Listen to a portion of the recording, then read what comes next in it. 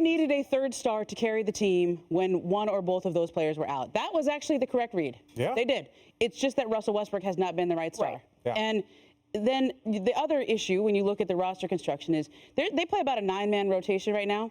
4 of those 9 players that they play regularly were not on the team to start the season. Yeah. Okay, Wenyen Gabriel, DJ Augustine, Avery Bradley, Stanley Johnson. Those are guys they added during the season, which means the way that team was built around LeBron, AD, Westbrook, the players they added at the beginning of the season were not the right players. Okay, well, we aren't the only people that are talking about the Lakers' shortcomings, right? Let's just real quick hear from Anthony Davis and head coach Frank Vogel after last night's loss. What could we have been if I was healthy all year, Bron was healthy, you know? K Nunn is healthy. Like, you think about those things, you know, we put this team together, look really good on paper, but we haven't had a chance to reach that potential with guys being, you know, in and out of the lineup. So the most frustrating part about, you know, this season is just not being sure of what we could have been. As long as we're playing hard, you know, there's no moral victories in this league, you know, especially with us. The whole world want to see us lose. Sucks telling these guys every game, proud of you, good effort. We lost. So it's not fun, but it could be worse, you know, if things were unraveling. Our group has stayed together. They're putting in a good fight. Their attitude has been wonderful in terms of just like working together to get this thing right. And it's just disappointing to come in and, you know, just keep saying we fell short. Things could have been worse. How?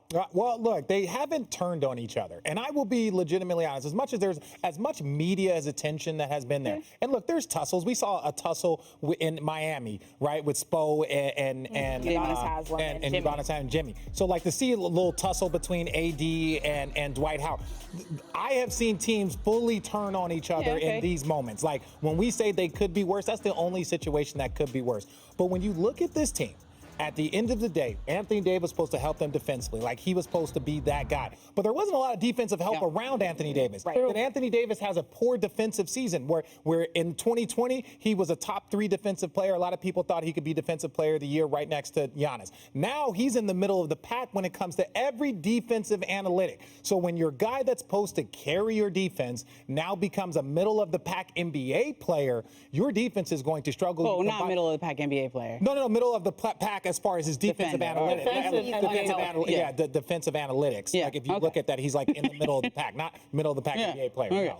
But his analytics. So my point is like when you bring all those things together, and Anthony Davis has not been healthy, and I think that's been the #1 issue why Russ hasn't played well, because when you see Anthony Davis, you see Russ, like, Russ, we need more from you. And he's like, well, I can't give you more. I shouldn't be giving you more. That's when it becomes an issue.